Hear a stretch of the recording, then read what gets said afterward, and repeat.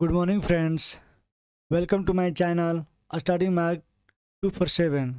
Study mark 247 के YouTube channel पर आपका स्वागत है। फ्रेंड्स, आज है 14 नवंबर 2025। तो 14 नवंबर से बनने वाले मोस्ट इम्पोर्टेंट करंट अफेयर को डेली करंट अफेयर्स की इस वीडियो श्रृंखला में कंप्लीट करते हैं। तो चलिए आइए देखते हैं 14 नवंबर से बनने वाले most important current affair. Friends, video lecture को स्टार्ट करने से पहले मैं आपसे रिक्वेस्ट करूंगा कि आप मेरे यूट्यूब चैनल पर अगर पहली बार आए हों तो स्टडी मार्क 247 यूट्यूब चैनल को आप सब्सक्राइब कर लें, ताकि इसी तरह का और भी वीडियो लेक्चर का नोटिफिकेशन सबसे पहले आपको मिलता रहे। अगर वीडियो अच्छी लगे तो लाइक करें, अपने दोस्तों तक शेयर करें। चलिए स्टार्ट करते हैं, देखते हैं आज का लेक्चर। देखते हैं आज का पहला क्वेश्चन।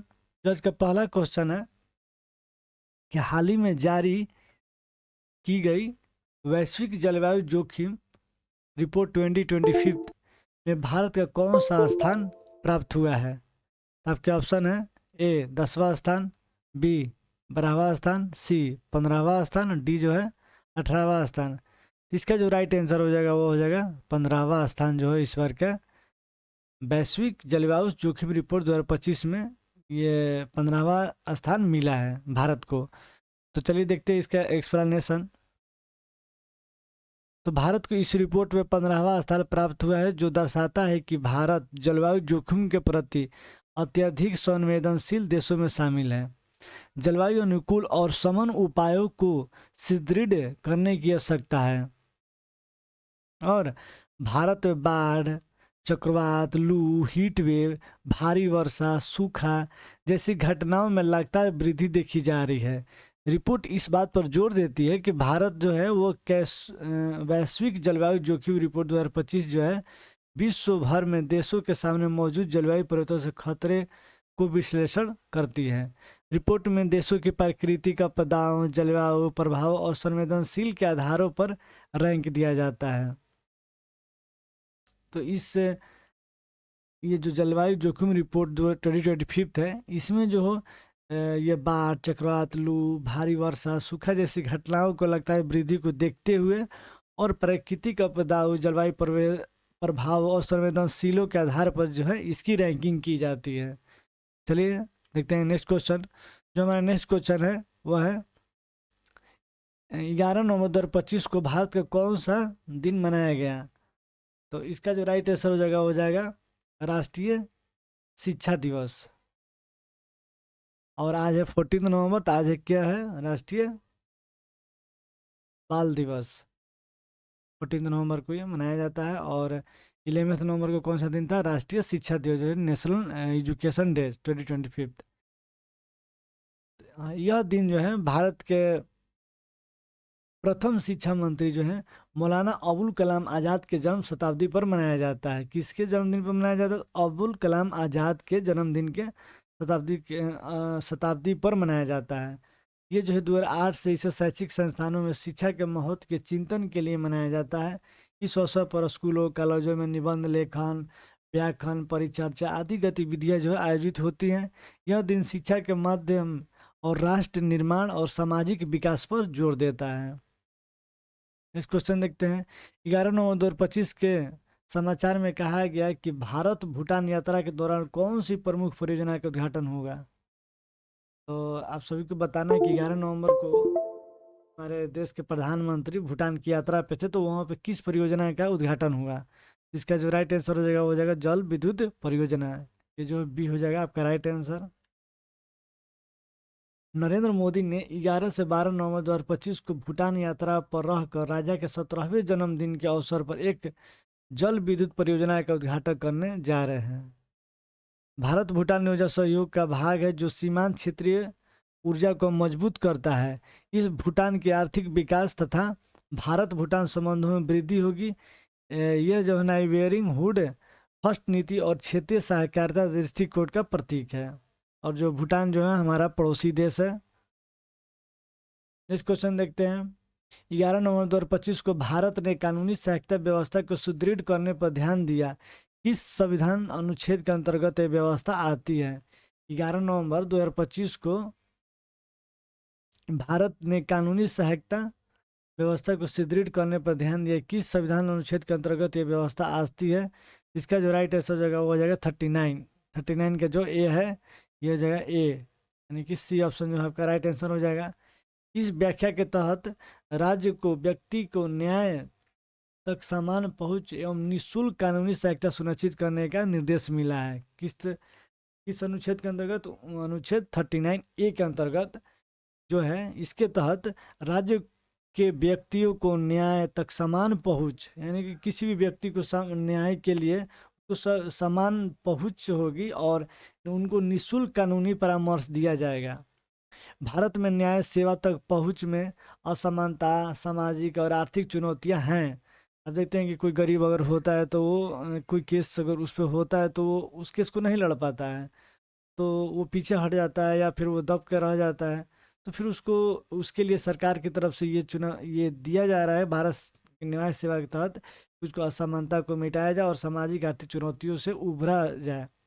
इसलिए पहल महत्वपूर्ण है। डिजिटल प्लेटफॉर्मों के माध्यम से ग्रामीण और कमजोर वर्गों तक कानूनी सहायता पहुंचाने की दिशा में काम कर रहा है। जो पिछड़े तबके के लोग हैं या फिर गाँव तक की ये इसके बारे में जानकारी ना हो तो वहाँ तक भी इस कानूनी सहायता को पहुंचाने की दिशा में काम हो रहा है। और ये सामाजिक न्याय, समावेशन तथा संवैधानिक समता के मूल सिद्धांतों से जुड़ा है। नेक्स्ट क्वेश्चन देखते हैं। 11 नवंबर 2025 के समाचार के अनुसार भारत वियतनाम ने किस क्षेत्र में रक्षा साझेदारी का मजबूत किया है? भारत वियतनाम के बारे में बताना है कि किस क्षेत्र में रक्षा साझेदारी को मजबूत किया है। इसका जो राइट आंसर हो जाएगा वो हो जाएगा परंपरागत उभरते खतरे। ये जो है सी जो है इसका राइट आंसर हो जाएगा। भारत वियतनाम ने 15वें रक्षा नीति संवाद के दौरान परंपरागत यानी कि ट्रेडिशनल और उभरते इमर्जिंग खतरे जैसे साइबर, सूचना और समुद्री सुरक्षा पर चर्चा किया है। और यह दोनों देशों के बीच रणनीति साझेदारी को आगे बढ़ाने का संकेत है। एशिया प्रशांत क्षेत्र में भारत की भूमिका तथा वियतनाम के साथ सहयोग को महत्वपूर्ण माना गया है। इस साझेदारी को क्षेत्रीय स्थिरता, आपूर्ति श्रृंखला सुरक्षा तथा समुद्री मार्गों की सुरक्षा को बढ़ावा मिलेगा इससे। नेक्स्ट क्वेश्चन देखते हैं कि 12 नवंबर 2025 में भारत की मोबाइल भुगतान कंपनी ने बहरीन के किस कंपनी के साथ साझेदारी की? 12 नवंबर 2025 में भारत की मोबाइल भुगतान कंपनी ने बहरीन के किस कंपनी के साथ जो साझेदारी की? इसका जो राइट आंसर हो जाएगा फ्रेंड्स वो हो जाएगा बहरीन की कंपनी है। ये बहरीन की कंपनी बेनिफिट के साथ साझेदारी किया। देखते हैं इसका एक्सप्लेनेशन देखते हैं। एनपीसीआई जो है इंटरनेशनल पेमेंट लिमिटेड ने बहरीन की फिनटेक कंपनी, ये जो है फिनटेक कंपनी के साथ साझेदारी की ताकि भारत बहरीन के साथ रियल टाइम रेमिटेंस संभव हो सके। इस साझेदारी से भारत में कार्यरत प्रवासी तथा बहरीन में रहने वाले भारतीयों को भुगतान सुविधा मिलने की सहायता होगी। यह भारत के डिजिटल भुगतान प्रणाली को वैश्विक स्तर पर विस्तारित करने का प्रयास है। इस प्रकार के साझेदारी भारत के डिजिटल इंडिया पहल को अंतर्राष्ट्रीय स्वीकारता मिलेगी इससे। नेक्स्ट क्वेश्चन देखते हैं फ्रेंड्स। 11 नवंबर 2025 के समाचार में कहा गया कि भारत ने किन दो प्रमुख नदियों में बैंक कटाव की समस्या का समाधान किया है? इसका जो राइट हो जाएगा वो हो जाएगा ब्रह्मपुत्र एवं तस्ता। इसकी व्याख्या देखते हैं तो बैंक कटाव समस्या के तेस्ता नदी और ब्रह्मपुत्र नदी का उल्लेख था कि प्रवाहगत भूमि संकलन और मानव हस्तक्षेप उनकी तट रेखा तेजी से बदल रही है और यह समस्या बाढ़ प्रवण इलाकों में धन धाराओं, कृषि भूमि, बस्तियां को प्रभावित कर रही हैं। नदियों के तटीय क्षेत्रों में सामाजिक आर्थिक चुनौतियां उत्पन्न हो रही है, जैसे विस्थापन, जैसे कि माटी का कटाव जो होता है, भूमि की हानि हो रही है। इस तरह की समस्याओं और पर्यावरण, जल प्रबंधन और अभ्यारण्यों को से जुड़ी समस्या भी देखने को मिल रही है। नेक्स्ट क्वेश्चन देखते हैं। नेक्स्ट क्वेश्चन जो हमारा 11 नवंबर 2025 के समाचार में किस संयुक्त सैन्य अभ्यास का उल्लेख था जो भारत श्रीलंका के बीच हुआ? इसका जो राइट आंसर होगा मित्र शक्ति। मित्र शक्ति आपको बताना है किन दो देशों के बीच होता है, तो भारत और श्रीलंका के बीच जो है ये होता है मित्र शक्ति अभ्यास।